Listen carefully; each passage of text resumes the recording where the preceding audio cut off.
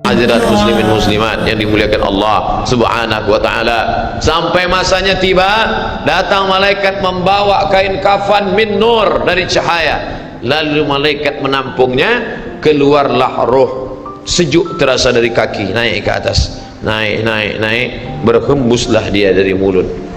Wa nafakhtu fihi min ruhi, aku hembuskan, aku tiupkan. Dulu waktu masuknya ke tanah, ke daging itu ditiup, maka keluarnya pun juga keluar. Maka mata memandang, ruh keluar, biji mata memandang, keluar biji mata. Makanya orang yang mati itu matanya terbuka. Makanya yang pertama kita lakukan menengok orang mati adalah memejamkan mata. Allahumma ighfir li abdus samad warfa' darajatahu ma'al ghabirin, inna lillahi wa inna ilaihi raji'un. Makanya saya jarang-jarang datang bila ada sebut, Ustaz ada orang meninggal dunia, sudah lama, baru sejam, nanti saya datang. Sebab apa? Saya takut nak pejamkan mata dia. Agak-agak sudah dipejamkan orang, baru saya datang. Saya datang, udah 3 jam, 4 jam, alhamdulillah saya datang. Belum tutup lagi. Iya. Kenapa? Menunggu Ustaz Somad. Paksalah saya tutup. Allahumma ighfir li fulan ibn fulan warfa' darajatahu ma'al ghabirin, inna lillahi wa inna ilaihi. Mana istri yang katanya sayang, kaulah bulan, kaulah bintang, setengah nafasku pergi, buah hati belayan jiwa. Ketika roh ada dari jasad, memang betul kata dia sayang, tapi manakala roh keluar dari jasad, dia pun takut menengok mata kita. Dia takut menengok kita. Dia takut jam pukul 2 malam, jam 1 tutup balik. Na'udzubillah. Begitulah kalau kematian sudah tiba. Sampai pada akhirnya dia tutup, innalillahi wa inna ilaihi raji'un. Selepas itu roh pun keluar, dibawa. Kalau dia baik, roh itu dibawa, dimasukkan ke dalam kain kafan min nur, hadis riwayat Ahmad bin Hanbal. Lalu dibawa oleh malaikat sampai ke pintu langit. Malaikat bertanya, inikah orang yang amalnya selalu dibawa pagi, dibawa petang? Inikah orang yang amalnya selalu dibawa hari Kamis? Inikah amalnya yang selalu dibawa pada bulan nisfu Sya'ban? Ya, inilah orangnya. Kam min masyhurin fil ardi walam yakun ma'rufan fis sama. Bukan hadis. Berapa banyak orang yang namanya masyhur di bumi, tapi malaikat tak mengenal dia. Tapi berapa banyak orang yang tak masyhur di bumi, tapi malaikat mengenal dia. Mengapa? Karena amalnya pagi dan petang dibawa oleh malaikat. Orang ini mana? Belum datang. Orang ini mana? Belum datang. Orang ini mana? Belum datang. Disambut dia, disambut kedatangannya. Masya Allah, tabarakallah. Mudah-mudahan kita termasuk orang yang disambut oleh malaikat karena amal soleh kita. Maka bila saya datang di satu majlis, malam tadi datang di Shah Alam, orang menyambut ramai. Malam ini datang ke Masjid Muaz bin Jabal, ramai. Esok malam di Terengganu datang, tak tahu entah ramai entah tidak. Ramai. Dalam hati, hai Abdul Somad, apakah malaikat akan menyambut engkau nanti juga dalam keadaan ramai? Kalau engkau ikhlas, iya. Tapi kalau tidak ikhlas, na'udzubillah. Nabi Isra Mi'raj berjumpa dengan orang yang sudah lama mati. Bagaimana rasa kalian mati? Apa kata mereka? Seperti kambing yang dikuliti hidup-hidup, seperti tebasan pedang di tempat yang sama beratus kali, seperti kail mata pancing yang masuk ke dalam kulit yang basah, ditarik, disentapkan sehingga terikut dagingnya sampai keluar. Makanya selalu kita berdoa, Allahumma hawwin alaina fi sakaratil maut, taubatan qabla al maut, taubat sebelum mati, wa rahmatan indal maut, dapat rahmat ketika mati, wa maghfiratan ba'dal maut, mendapatkan ampunan sebelum mati. Allahumma awin alaina fi sakaratil maut. Makanya doa selamat itu baca pelan. Baca pelan, merenungkan. Ini sekarang banyak orang baca doa selamat cepat-cepat. Maut. Apa maut aja nih? Saya tak pernah menghafaz doa itu pakai kertas, tak pernah. Wa taubatan qablal maut, wa rahmatan indal maut, wa maghfiratan, belum pernah. Kenapa Ustaz boleh hafaz? Sebab dulu dibawa oleh ayah, dibawa oleh bunda, dibawa dalam acara tahlil, dibawa dalam kenduri orang mati, dibawa. Tiap hari telinga mendengar Tuan Imam membaca pelan, maka kita ingat, wa taubatan qablal maut wa rahmatan indal maut. Anak-anak kita ini walaupun mereka lari sana sembang sini, tapi telinga mereka mendengar. dan anak-anak ni hafaz. Kadang anak hafaz, ibu bapa tak hafaz. Sebab apa? Sebab dia golden age, usia emas. Mereka hebat, mereka kuat ingatannya, menangkap hafazan itu begitu kuat. Maka kita ajarkan mereka doa itu pelan-pelan. Sebab bila kita ajar kuat-kuat, mereka balik, dia panggil ibunda, dia panggil, cuba kau baca apa doa tadi? Allah maut, Allah maut. Apa mau aja ni? Sebab di Iraq banyak orang mati, sebab di Suriah banyak orang mati, di Palestin banyak orang mati, di Rohingya banyak orang mati. Padahal maknanya amat sangat dalam.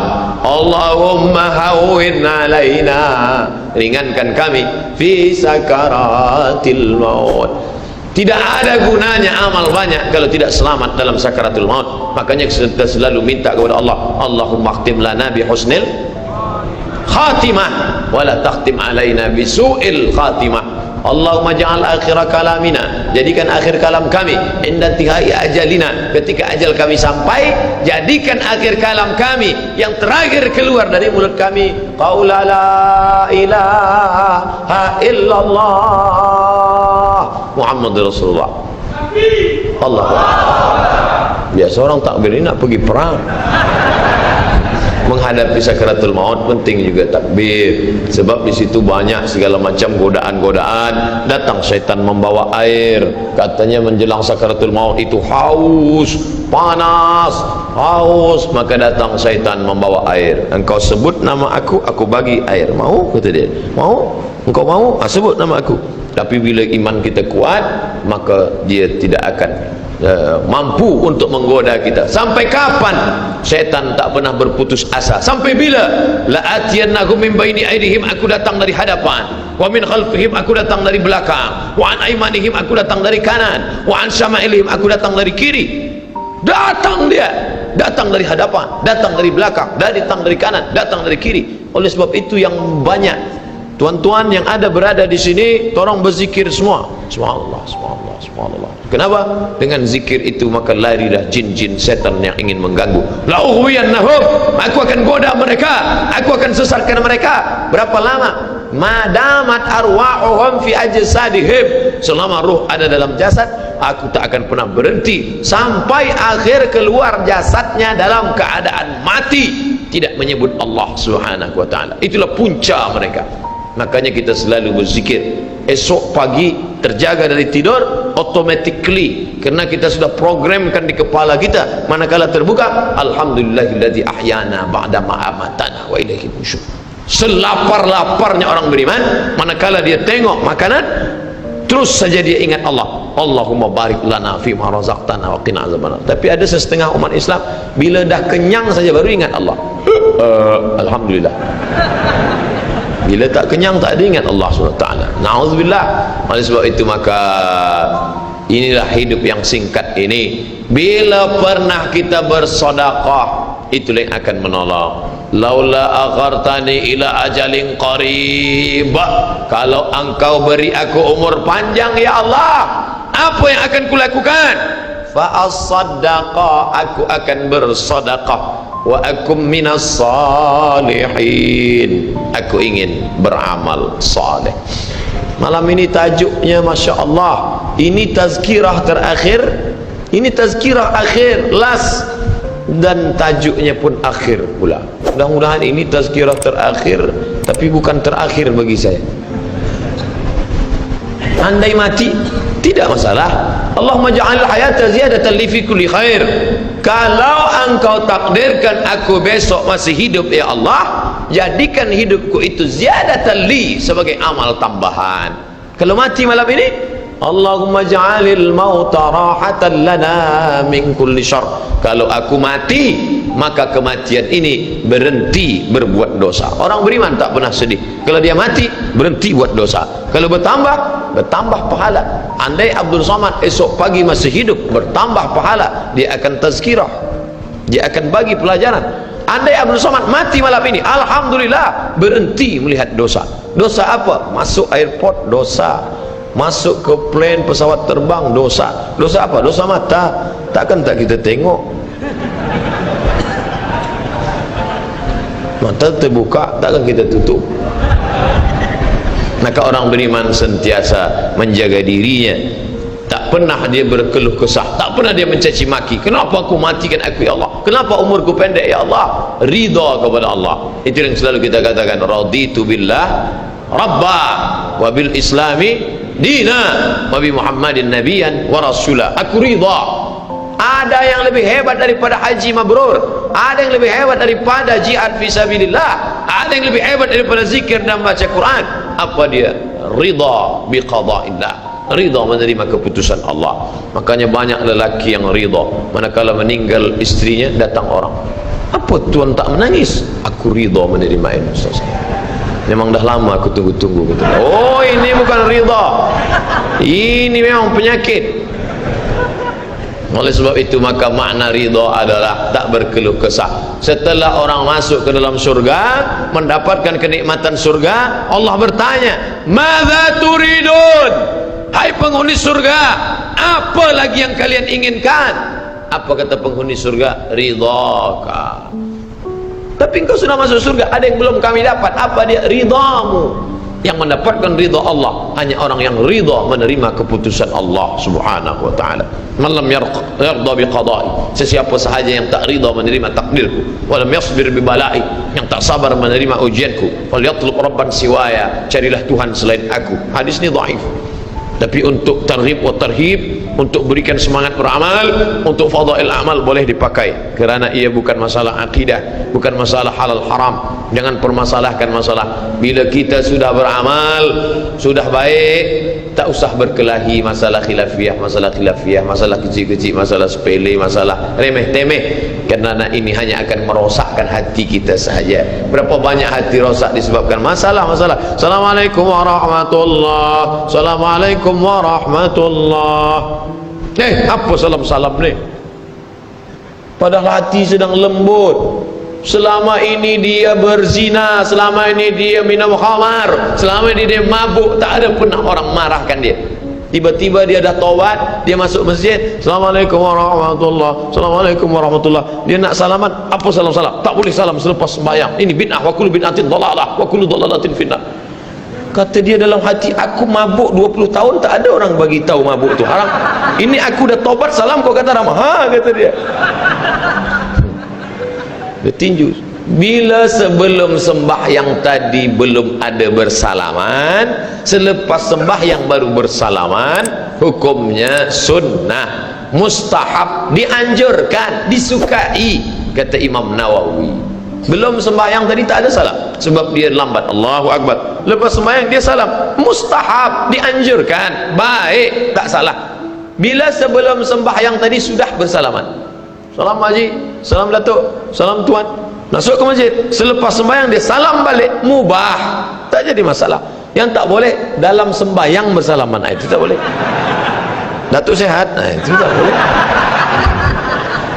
Oleh sebab itu mari kita jaga hati kita yang dah baik, yang dah elok ni, jangan dirosakkan hanya kerana masalah-masalah kecil, masalah-masalah khilafiyah, melunakkan hati. Kayu patah boleh disambung, kaca retak boleh direkat, tapi hati rosak, kemana obat akan dicari. Oleh sebab itu memperbaiki dengan akhlak.